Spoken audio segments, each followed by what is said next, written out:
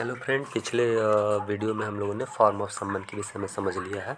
ठीक है, तो फॉर्म ऑफ सम्मन किस तरीके से सम्मन का एक फॉर्मेट होता है और उसी फॉर्मेट पर किसी भी एक्यूज्ड या विटनेसेस को सम्मन इशू किया जाता है। तो अब हम इस सम्मन को इशू करने का प्रोसीजर क्या है उसको समझेंगे। ठीक है, तो procedure for issue a summon, summon को इशू करने का प्रोसीजर क्या है। तो कभी भी यदि मजिस्ट्रेट के सामने कोई अप्रोप्रिएट फॉर्मेट आता है कि पर्सन को बिफोर द कोर्ट कंपेल किया जाए अपीयरेंस करने के लिए, तो वो इस अप्रोप्रिएट फॉर्मेट को या तो कोर्ट एक्सेप्ट भी कर सकती है या रिजेक्ट भी कर सकती है। उसे एक रीजनेबल ग्राउंड यदि लगता है तो उस अप्रोप्रिएट फॉर्मेट को एक्सेप्ट कर लेती है और एक सम्मन उस पर्सन के अगेंस्ट इशू कर देती है ताकि वो कोर्ट के सामने उपस्थित हो सके।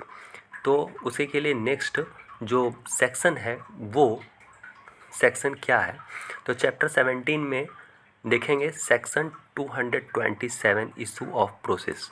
तो इशू ऑफ प्रोसेस में जो सम्मन का इशूइंग है वो किस तरीके से इशू होता है।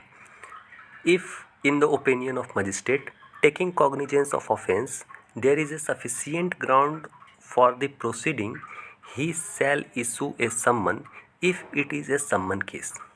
यदि कोई सम्मन केस है और मजिस्ट्रेट कॉग्निजेंस ले रहा है ऑफेंस के अगेंस्ट, ठीक है, तो उसे सफिशिएंट ग्राउंड लगता है कि नहीं भाई, ये तो पर्सन ने प्राइमा फेसाई में ऐसा ऑफेंस किया होगा, ऐसा उसको लग रहा है, तो उस पर्सन के खिलाफ एक सम्मन इशू कर देती है कि आप बिफोर द कोर्ट आइए और इस प्रोसीडिंग को आगे कीजिए।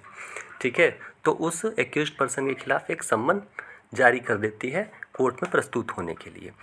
अगर यहीं पर सम्मन केस न हो, वारंट केस हो, तो मजिस्ट्रेट क्या करेगी, या तो वारंट इशू कर सकती है और ए सम्मन वारंट इशू करेगी वारंट केस में, या फिर वारंट केस में सम्मन भी इशू कर सकती है जो उसे उचित लगता है।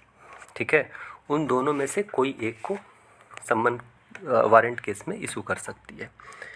दूसरा सेक्शन समझते हैं कि सेक्शन 19 क्या कहता है। Issue of a warrant in lieu of in addition to summon. यदि इसमें सेक्शन में क्या कह रहा है, this section empower to magistrate to issue a warrant even if the case is summon case. If he believe that summon will be disobeyed he must be recorded his reason for this action.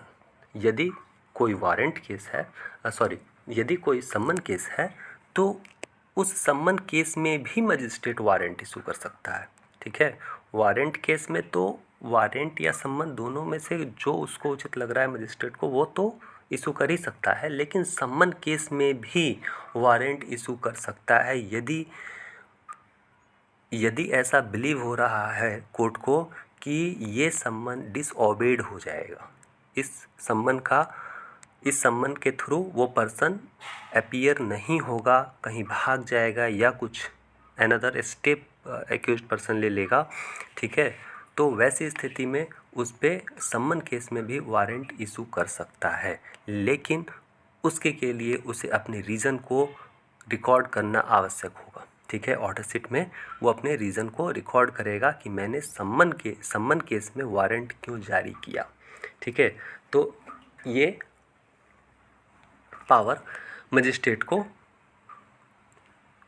को section 90 में मिलता है। ठीक है, next section इसमें एक समझते हैं 228 में मजिस्ट्रेट में dispenses with the personal attendance of accuse के पर्सनल अटेंडेंस को डिस्पेंस कर सकती है। ये कहाँ चैप्टर में 17 में ही है। ठीक है, तो वो किस तरीके से, तो मजिस्ट्रेट इशूइंग द सम्मन में permit the accused to appear by his lawyer if he sees reason to do so.